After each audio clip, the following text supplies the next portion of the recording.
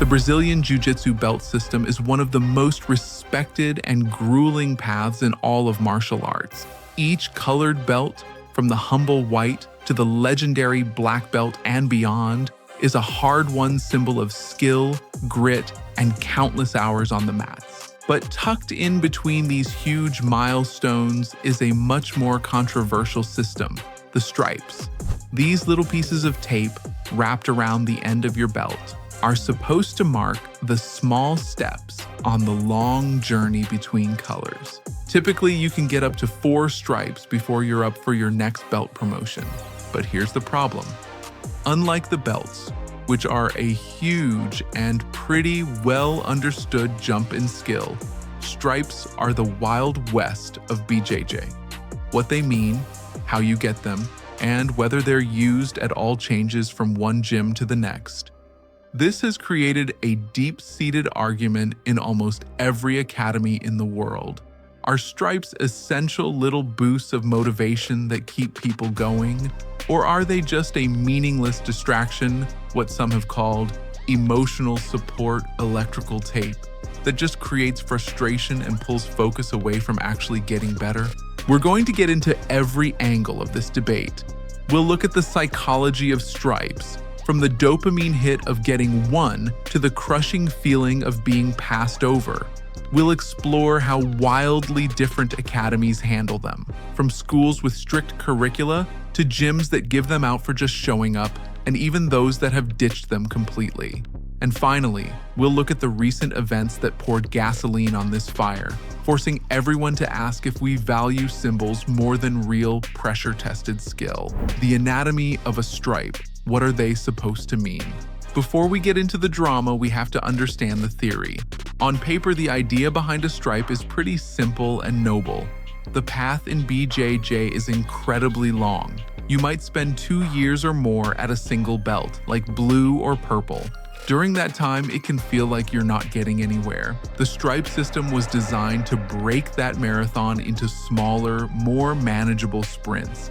They're meant to be small high fives from your coach, a little nod that says your hard work and slow grinding progress are being noticed. For a white belt, that first stripe can feel huge. It's the first official sign that you're not just surviving anymore, you're starting to learn. It means you've picked up a few basics and can start using them. That tiny piece of tape can be a massive shot of encouragement, a psychological boost that helps a beginner push through that first, often brutal phase of training. It gives you a short-term goal, making the far-off dream of a blue belt feel a little closer. Think of them like checkpoints in a video game. The next level might be miles away, but hitting that save point confirms you're on the right path. That's what a stripe is supposed to do. But this is where the idea crashes into reality. The root of the problem and the source of this whole controversy is the total lack of a standard for how stripes are given out. BJJ, unlike martial arts like Taekwondo or karate, generally avoids formal, standardized tests. The instructor's opinion is king, and that subjectivity trickles all the way down to every single stripe. So what does a coach look for? The answer is pretty much anything. Some schools are super strict about it. You have to prove you know a specific list of techniques to earn a stripe. In other gyms, it's more about the big picture. A coach might base it on how you're performing in live sparring or rolling.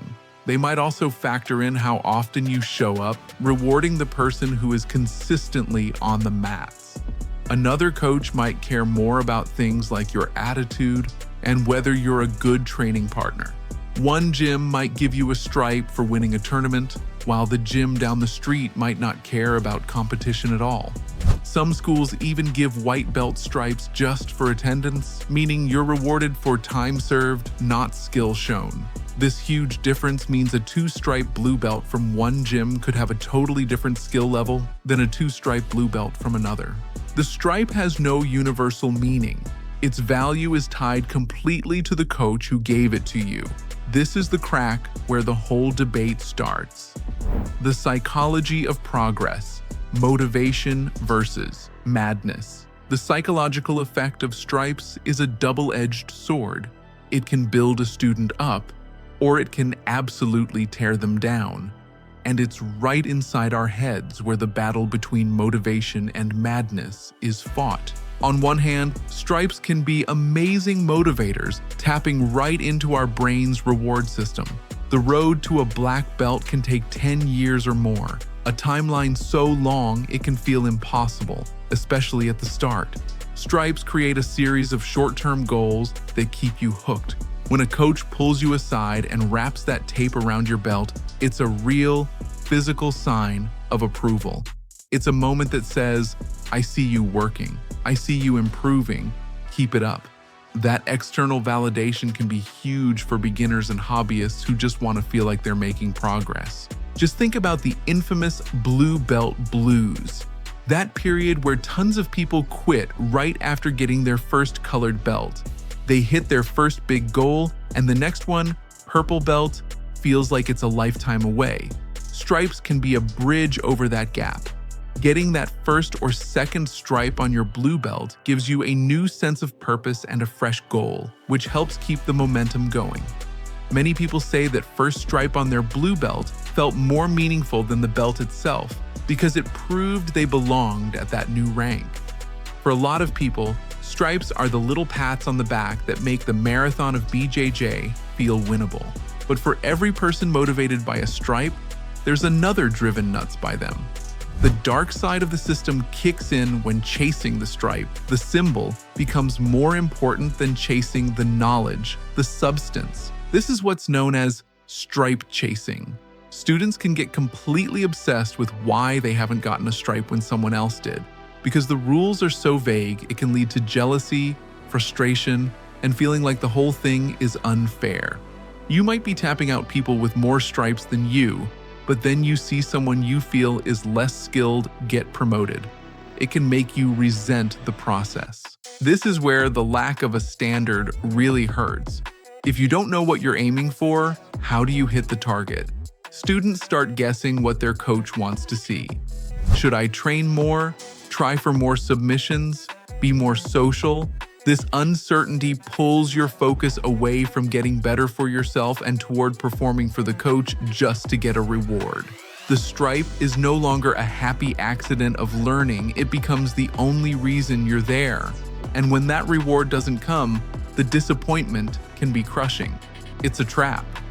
As veteran grapplers will tell you, the moment you stop caring about stripes is usually when they show up, because your focus is finally back where it belongs, on just getting better.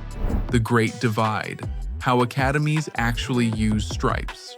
The theory and psychology of stripes are one thing, but how they're used in the real world is something else entirely. The way different gyms and coaches use or don't use stripes shows just how deep the philosophical splits are in the BJJ community.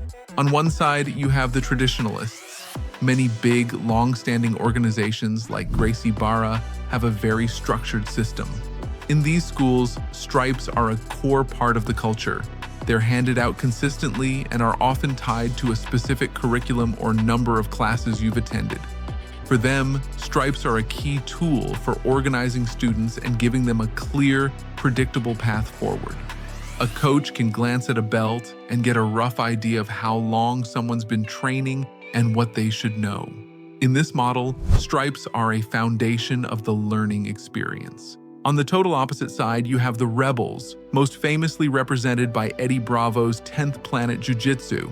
10th Planet is a strictly no-gi system, meaning the traditional gi and belt aren't used in training. In this world, the whole idea of a stripe is thrown out.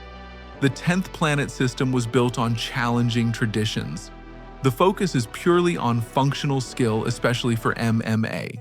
From their point of view, stripes are just a distraction, a piece of dojo jewelry that means nothing about your actual ability to grapple. The proof is in how you perform, not in the decorations on a belt you don't even wear.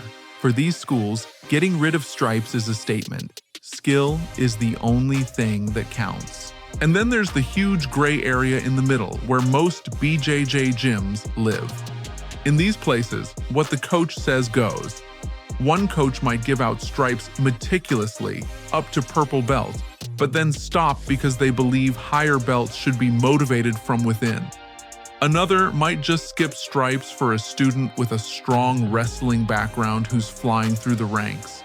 It's also super common to see promotions happen out of nowhere, with a coach just deciding someone is ready in the middle of a random class. But this middle ground is also where the shadiest practice happens, the commercialization of stripes. Running a BJJ gym is a business, and keeping students is how you keep the lights on.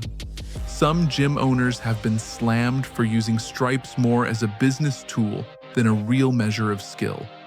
In these so-called McDojos, stripes might be handed out on a fixed schedule based on how long you've been paying your monthly dues. It becomes a transaction.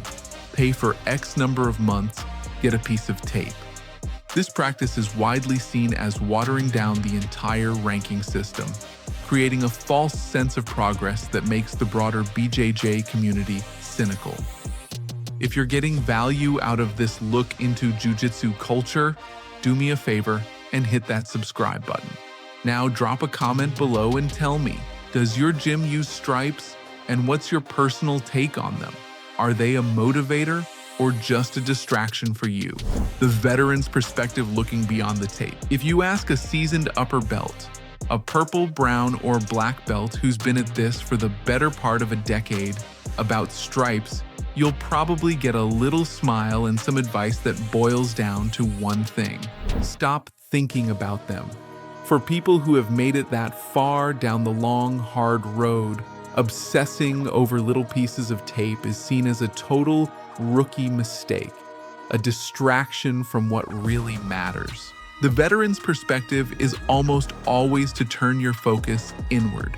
The journey isn't about collecting souvenirs like belts or stripes. Those are just things you pick up along the way. The real journey is about your own personal growth. It's about showing up when you don't feel like it, about pushing your own limits, and about the simple joy of learning this incredibly deep art. There's a classic saying in jiu-jitsu: the belt only covers 2 inches of your ass. You have to cover the rest. That same logic applies to stripes. They are an external reward in a game that should be all about internal growth. From this point of view, stripes are, at best, a tool for a coach to manage beginners and, at worst, a source of pointless mental drama. The advice is always the same: focus on getting skills, not tape. Instead of worrying about when your next stripe is coming, worry about why your guard keeps getting passed. Instead of comparing your belt to your training partners, focus on learning from them. When you dive headfirst into the process of just getting undeniably better, the promotions will handle themselves. Letting go of the need for outside approval is often the key to unlocking real, meaningful progress. Besides, the tape falls off in the laundry anyway. The skill, once you've earned it, is yours forever. So after looking at the psychology, the different methods, and all the controversy, we're back to the main question. Do stripes really matter in jiu-jitsu? The answer is, the stripes themselves, the actual pieces of tape, don't matter at all. By themselves, they're meaningless. But what they're supposed to represent, progress, dedication, and a nod of approval from a coach you trust, that matters a whole lot. The whole controversy only exists because the link between the symbol and the substance is so often broken. In a healthy gym, stripes can be a great tool, especially for beginners who need those short-term goals to stay motivated on a long, hard road. When a coach with integrity gives them out for real progress, they can be valuable checkpoints on the journey. They offer encouragement that can keep someone from walking away from the sport.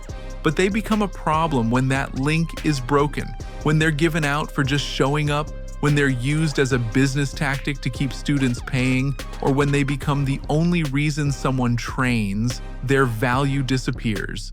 They go from being a motivational tool to a source of frustration and jealousy. At the end of the day, the true measure of your progress in jiu-jitsu will never be what's wrapped around your belt. It's found in how you perform. It's in how smooth your transitions are, how tight your submissions are, and how calm you are under fire. It's in the way your own personal game evolves. The stripes are, at best, a temporary, subjective thumbs up from one person, your coach. Their real worth depends entirely on the culture of your gym and the integrity of your instructor. So the next time you see someone get a stripe, or you find yourself wondering when yours is coming, ask a different question. Are you training for a piece of tape, or are you training to be undeniably better than you were yesterday? The answer to that question is the only one that really matters. Thanks for geeking out on this with us. If you enjoyed this analysis and want more content that digs into the fascinating culture of martial arts, make sure you're subscribed. We'll see you on the mats.